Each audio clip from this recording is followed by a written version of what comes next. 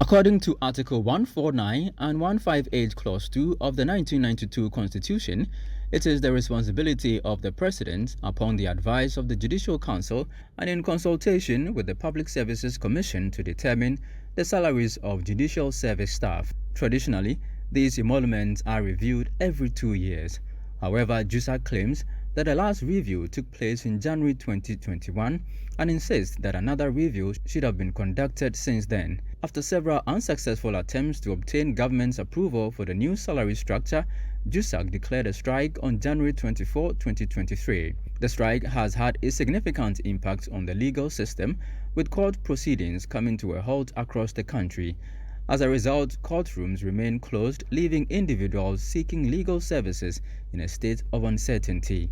The Judicial Service has appealed to JUSAG to suspend its action, but the General Secretary of the Association, Abdullah Yakubu, says the group cannot call off the strike without anything concrete on the table. We respect the call that they are making, all right. We understand the interventions that they have done, and we are very much appreciative of the work that management, the acting Chief Justice and his management has been doing and have done for us. However, at this moment, we don't have anything on the table, and when you don't have anything on the table, you cannot call off the strike. Otherwise, the whole thing becomes meaningless. At least if we have some pre-meeting discussion and commitments being put on paper and signed by all the parties, giving a clear roadmap as to how our demands are going to be met within a certain time frame, then it becomes convincing and enough commitment for us to think of not calling off the strike, but possibly suspending the strike, hoping that within the window given, we can resolve the matter and we'll now call it off completely, or if it is not resolved, then it will continue. A visit to various courts in Accra, including Kaneshie District Court 1 and 2, the Law Complex and the Circuit Court, revealed deserted premises with only a few frustrated clients who were unaware of the ongoing strike. I came to pick my land document at a registrar's office, actually. I'm here, they said they are in the strike, so I don't know how to do. And then I don't even hear anything about that. So I just arrive and then know that they are in the strike. I'm coming from Kasua of Anko. That's quite far. Yes. So I don't know. It affected me because I'm using the document for one my papers. So I have to take it. And I don't know the day that it will be resumed.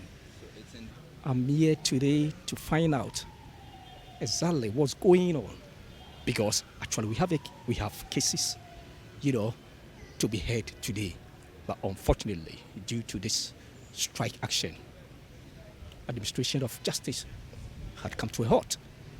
JUSAG acknowledges the difficulties faced by court clients but refuses to take responsibility for the impasse. Abdullah Yakubu, the General Secretary of JUSAG, asserts that the government could have taken more proactive measures to prevent the current situation. JUSAG insists that concrete action must be taken by the government before they consider suspending the strike. In fact, we are so sorry for the clients who turn up to the court and only to be disappointed. If they had listened to Citi FM Eyewitness News on the day we declared the strike, they wouldn't have wasted their time to come to court. However, the situation we found ourselves in was avoidable if the government had paid heed to the warning signals that we give. If the government had respected the directives of the Labour Commission to organize the meetings within the 2 weeks window that was given to us, so that we could have resolved that issue from that period. If the government decide not to address those issues within that period, then it appears as if government wasn't paying attention to the repercussions that our strike will have when it is finally declared. And we are now at where we are. The blame should not be placed on the doorsteps of JUSAG members who are struggling and suffering because of the meager incomes that they earn. It should be directed to government to tell us why they allow us to pass through all this process and get to where we are now without our demands still not met. Today marks day 2 of the strike by the Judicial Service Staff Association of Ghana. Our assessment of the court premises this morning revealed a similar situation from yesterday. Empty court premises, empty courtrooms. Work has actually come to a standstill.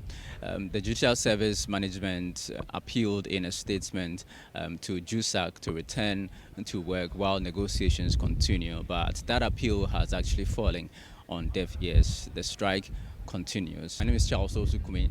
I've been reporting for Citi News.